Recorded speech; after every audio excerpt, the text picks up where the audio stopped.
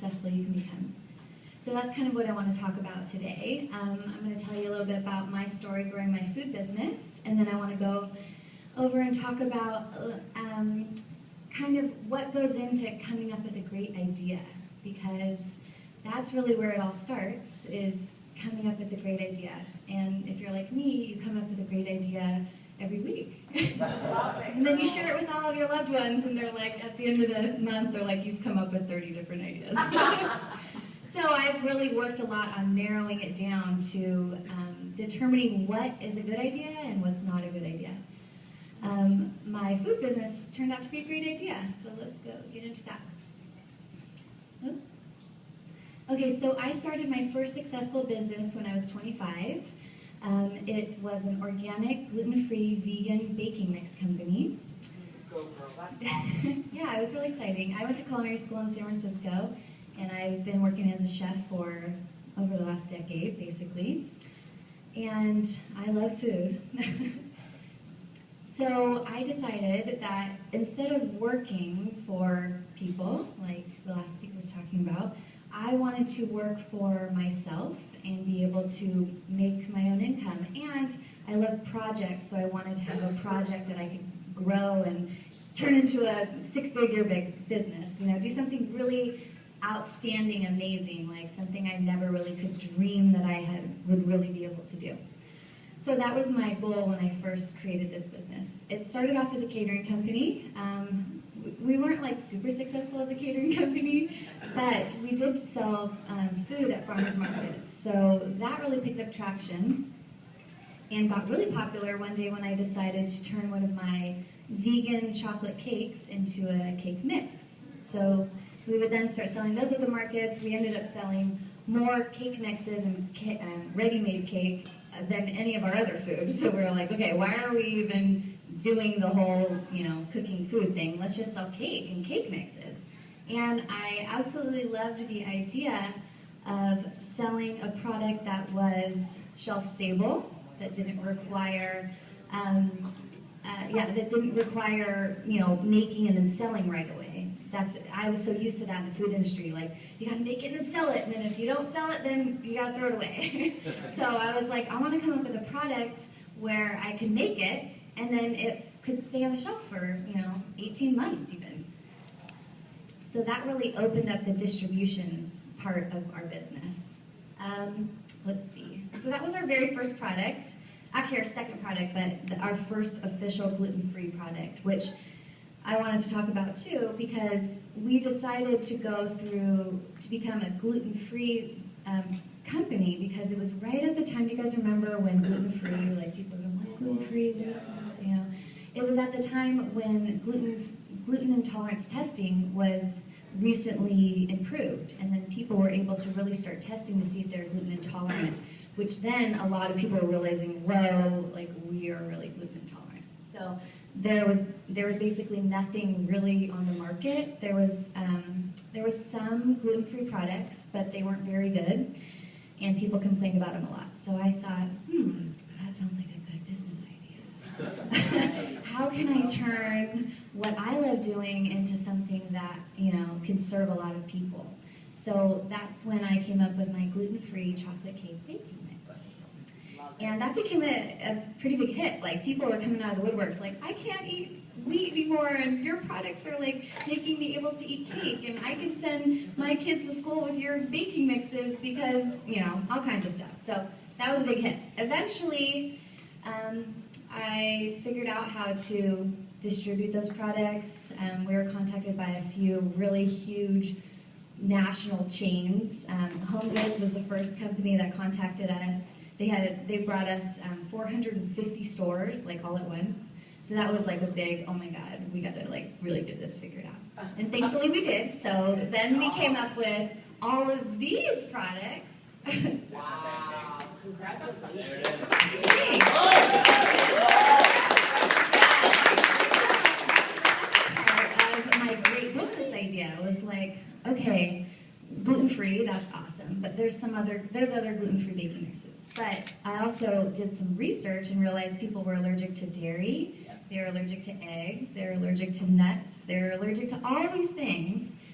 And I wanted to be able to serve all of those people across the board. I wanted to be able to serve products to people that everyone could enjoy and there was no problem with them. And I also am very passionate about organic foods. For so many reasons I could go into here, but so I decided it was really important with my business partner to create the whole brand as the very first, Wholesome Chow is the name of the company, I guess I didn't mention that, became the first certified organic, gluten-free, and vegan baking mixes in the world. Yay! Go, girl! Thank you.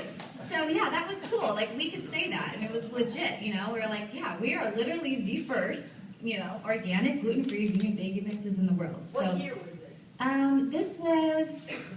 I started the business in 2010. By the time I had all those products was like 2012. Wow, well Yeah. done. Thank you. So yeah, this made our product line niche, unique, and very in demand. So that, not only did I have a great product to sell, but I was able to really think about getting, being able to sell a product that would just be like a no-brainer, you know? I didn't want to have to struggle, be like, here's why you should buy this product. I want to be like, hey, look, you need it probably because you're gluten-free, right? You can't eat eggs and there's nothing else that you could buy. This is the product for you. So it was a no-brainer. And on top of that, our business strategy was to offer the very best product for the very best price. Awesome. So American. Yeah, right? So we wanted to be able to just be able to sell and not have like all these roadblocks of, well, you offer all this, but it's great, but it's like really expensive. So we didn't want to have any of those roadblocks. So we had a pretty cool business model. So eventually, this happened. This was when someone sent us this photo, I was like, wow, that's so exciting. Like an entire end cap at a store. Like if you're in the food business, you have a little bit of an idea of, that's a lot of space. Like normally we'd maybe get like 1/16 of that, you know? So to have an entire end cap with every single one of our products was like, wow, I've really created a product line that people love, and that store wanted to sell, like, and promote as like their gluten-free baking mix that they sold. So yeah, so that was a pretty exciting day when I got that picture. Oh, I also had a baby in the middle of all this. Yeah. Yeah, I was like hand mixing mixes. My sister was there, like, you know, 8 and 9 months pregnant, like mixing away. Awesome. I was determined. I knew I had a great business idea, so I wanted to make sure, because there was going to be competitors soon, and I wanted to make sure we were first to market and were able to get that shelf space. And we didn't want to lose it to anyone. That's my daughter, Violet. She's so cute. Hi, Violet. Now she's going to be 5 this year. So it's like, wow. Okay, so I started that business when I was 25. Now I'm 30, and I'm enjoying reflecting on all of the entrepreneurial experiences I've had.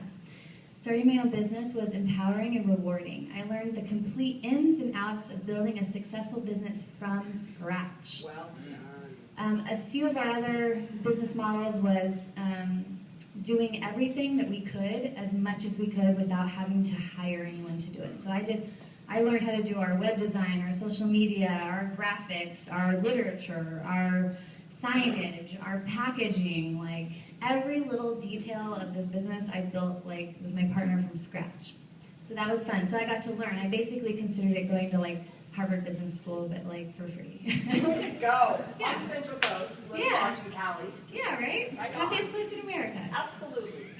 So that was very beneficial. Let's see.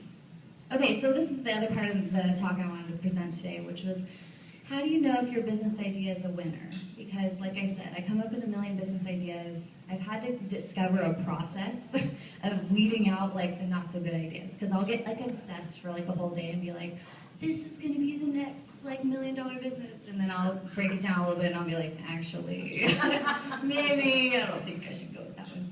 Okay, here's my my newest endeavor, which is called mompreneuradvice.com. It's where I share all of my business experience. It's not just for moms, but it's geared towards women who are starting businesses, especially women who have children. So I like to kind of give my information on how I did all of that. Okay, so number one is there a market for your business? Are there competitors? Can you offer something better than them? That was what our goal was to offer the best product for the best price. We didn't want to have, oh, okay, I'm going to speed up. Anyways, okay, the second one is, does your idea have a benefit to customers? Like, that's another big one. Are you offering something that's like really going to help people, or are you just coming up with an idea? Let's see, the third one, will your idea be useful in 2 or 5 or 10 years? Like, that's a big one. Is your business gonna like not be necessary in 6 months, you know? And 4, can you see yourself working for your business in 5 years? Like, it took me 5 years to build that business. It wasn't just overnight. So, do you want to be doing it in 5 years? It's a big thing to think about. And number 5, is your business idea profitable? Make sure you do the math before you start investing. Okay, so this is my new blog that I've been starting, Mompreneur Advice. I do small business strategy consulting if anyone needs help in guidance with their business. And my other fun project I'm working on is called The Happiest Place in America. Oh, no, don't get people here, girl. You're boycott. No boycotting, no. You're going to bring the tourists? Actually, this vlog is really fun. It's like a lifestyle vlog about San Luis. So Okay. it's going to be showing, here's how we do it. And then our next goal is to be showing how you can do it in your city. So thank you for having me tonight.